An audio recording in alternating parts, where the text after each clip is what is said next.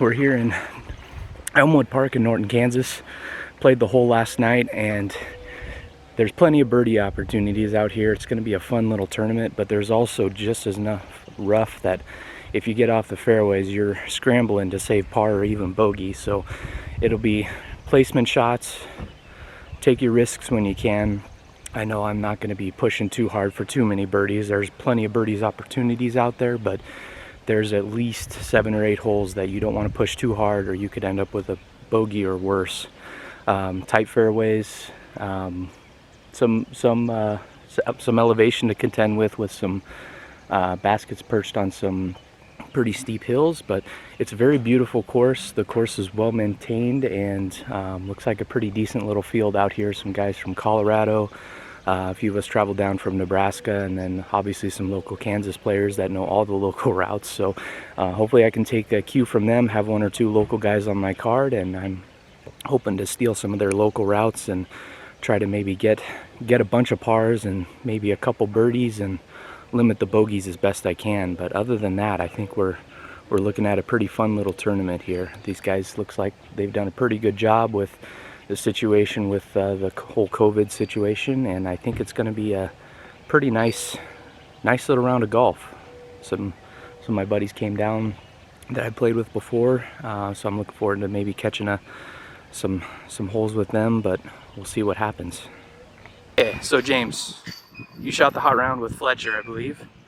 What went right? What went wrong? What are you going to try to work on round 2? What are some things you're going to try to do the same, fix? Probably work on making all the putts inside the circle and capitalize on a couple more up shots, get a little bit closer. Did you have some putting woes on round 1, or was it just a couple 20 footers or so here and there? Little bit to clean up, but nothing a few in the circle that I want back, but other than that, everything was fairly smooth. Sweet. All right. Any hole that sticks out? Anything you did really good the first round that you're going to try to replicate, or?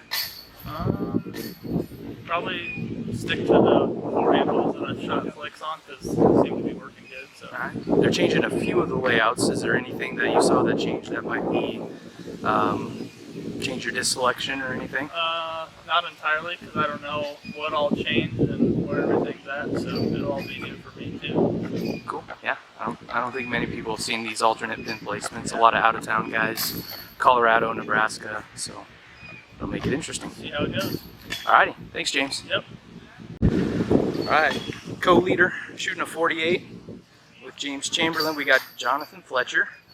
Alright, Fletch, what went good? What went bad? What are you going to work on this second round? Anything changing? I played a practice round last night. We tried to throw some of the tee pads, so I think I got my lines down. This is what I think I want to do. So just stick to the game plan. That's kind of the goal. There's a lot of mistakes to be made out here, a lot of OB, especially later on in the round. So whatever happens on the front side, just stick to the game plan. We look to make a push at the end, keep things close, make some putts. Any putts that you missed last round you want back? Nothing that I can say that I should have made. I had a few 45, 55 footers that didn't kind of those 50-50 putts. They like to get 1 or 2 of those to drop around, so nothing that I would like back. And I made all the ones inside 25, the ones you got to get. So just hopefully I'm going to keep on with that, maybe make a few of the longer ones and sit in the strokes that way. Okay. We got some pin placements that are kind of shuffled around and some alternate tee pads. Anything that's sticking out in your mind that's going to change your game plan or anything? There's an island on hole 7, or hole 5, that's going to be a tricky one. So I'm not going to go for that one. That's the one that all the locals like to go for. I don't see the risk reward in it, so hopefully just going to take a 3 on that one. And then hole 15, I think it is, got moved shorter. So I'm going to try to attack that one. It looks like we have a little bit of a tailwind, so maybe sneak a birdie in there. Those look like, if I can get through those holes in 5 to 6 shots, then I'll be pretty happy with new changes. All right. You and James have played a few rounds together. Any smack talk you want to give to him before the round? No, I don't think so. I like playing with him. He's a good putter, good player. So hopefully he doesn't roll with it too much. We'll have a battle backside. All right. Well, I'm a couple strokes behind you guys, so I'm going to be pushing to catch up with you guys too. So we'll see what happens at the end of the day. Sounds good. Good. All right. Thanks, Jonathan. All right. So the 2020 Norton Open is over, and I have David Brewster here, the winner on the AM division, the advanced winner, shooting, what was it, 7 down overall? 7 down. Yeah, nice shooting. You shot a 53 and then a pretty good 49 on the round 2. That was pretty awesome.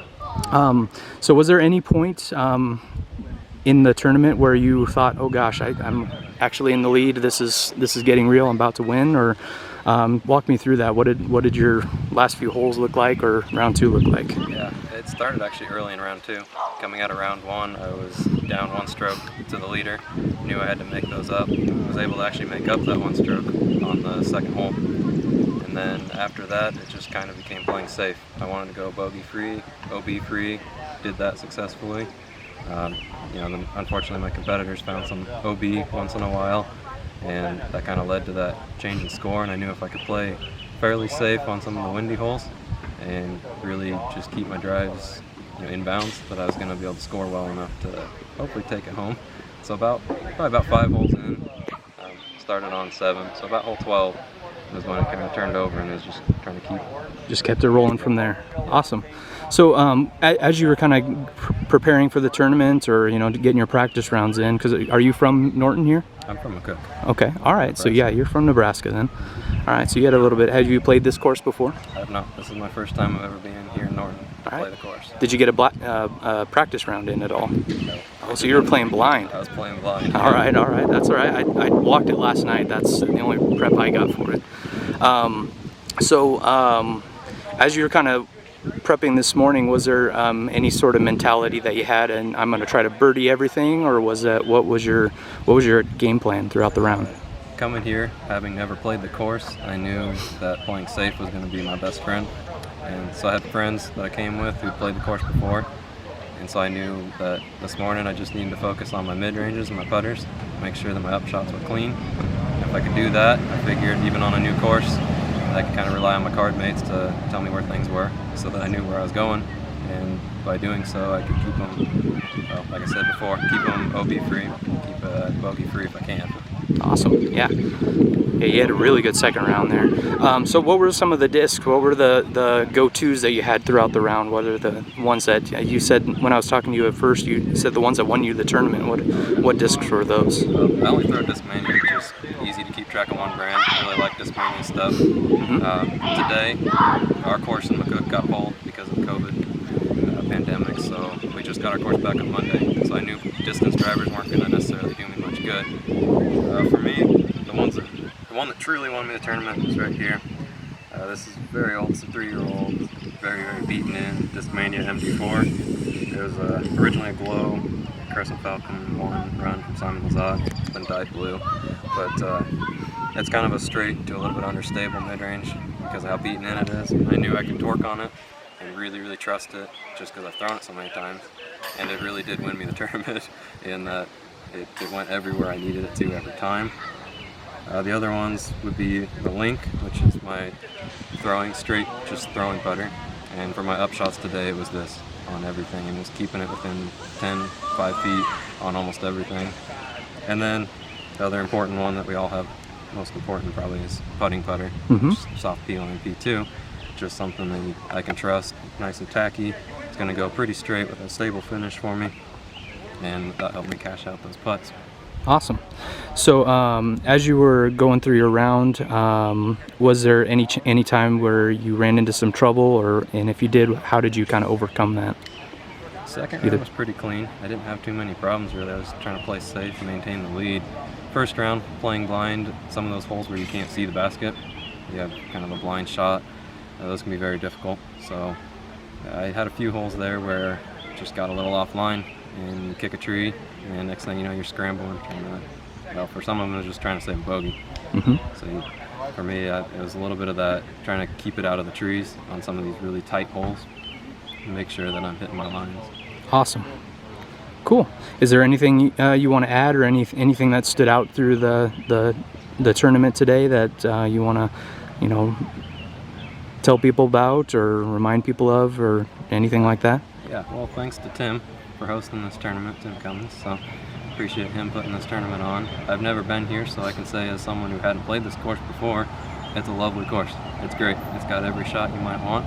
It's so much fun. The people down here are always great and very supportive. So if you haven't played this tournament or this course, do so. Come down and check it out. It's a great course, great people. Yeah, worth the drive for sure. Oh, absolutely. Yeah, come down here and check it out. That's the main thing I'd say, and thanks to everyone who came out to play. Yep. Of course, you can't have a tournament without people coming out and playing. Yeah, it's a pretty big field. I think we had almost 60 people, and that's not too bad for a C tier. Absolutely. It's a great day. All right, thank you very much. Yeah, thank you. All right, we just wrapped up the 2020 Norton Open, and your winner was Jonathan Fletcher by how many strokes? 3 strokes? 4 strokes? All right, so yeah, you tore it up. You tore up that second round. You ended up shooting, what, a 47? 47, 8 down I think it was. Yeah, pretty good. I think it was pushing up close to 1,000 rated unofficial, so that was pretty darn good shooting. So what was kind of going through your mind round 2? What were some of the things that kind of helped you through the course and with all the changes from round 1? Yeah, so I had, James and I were tied for the lead, up by 1 over 3rd place. So I knew I had a stroke cushion. I just had to play my game, stick to my game plan. Hole 1 was tough with that headwind, so I kind of changed up the strategy and went with the forehand there, and got lucky air bounce and ended up taking a birdie there. And from that I was comfortable. I knew I had to stick to the game plan and throw the shots I was comfortable throwing and making putts, and I'd be okay. So that's kind of what I did. We talked about hole 5 being moved and playing it safe there, so I played it, just pitched up my 8-2 actually. Just one the ones I was throwing all around for approach shots or shorter tee shots.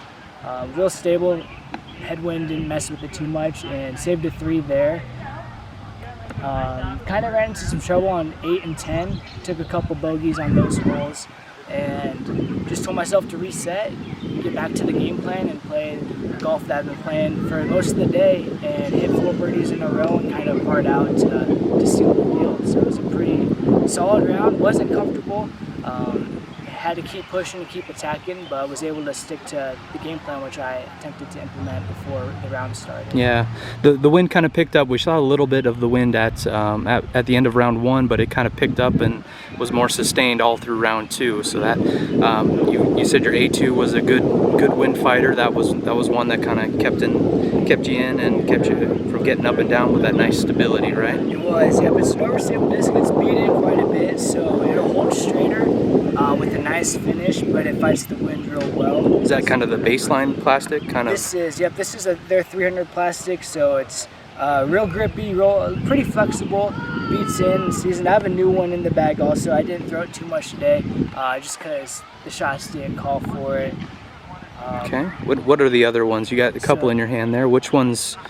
Just what kind of shots you used them for, and where they came in handy on the course. This one's a 500 PA3. I actually just picked it up a couple days ago. My buddy Braden gave it to me.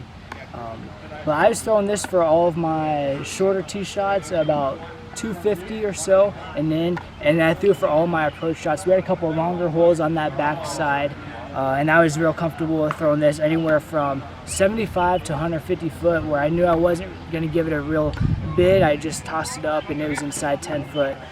Easy tap in, was able to move on. And then the 350G PA3 was my putter all day. Nice. Can't forget the putter. And it was it's a go-to, right? I was making good putts with it. I was confident inside 25 and gave a couple good bids outside of that range. It holds up in the wind real well. It's just something I always went to. And then the FX2 is another good disc for me. So the 500 plastic is rather stable. So I always threw it on a couple of shots where I knew I needed to maybe rip it on an ante and have it flex out and be stable towards the end of the flight. With it being so overstable, the headwind didn't mess with it too much, and it was predictable, and both crosswind and a tailwind as well. So a lot more stable discs out here. This course is fun because you throw a lot of different tee shots. So I was throwing a lot of different things off the tee, but it always came down to nice approaches or the putter at the end of the hole. So it was good golf, throwing the majority of my bag, which you don't often see in typical tournaments.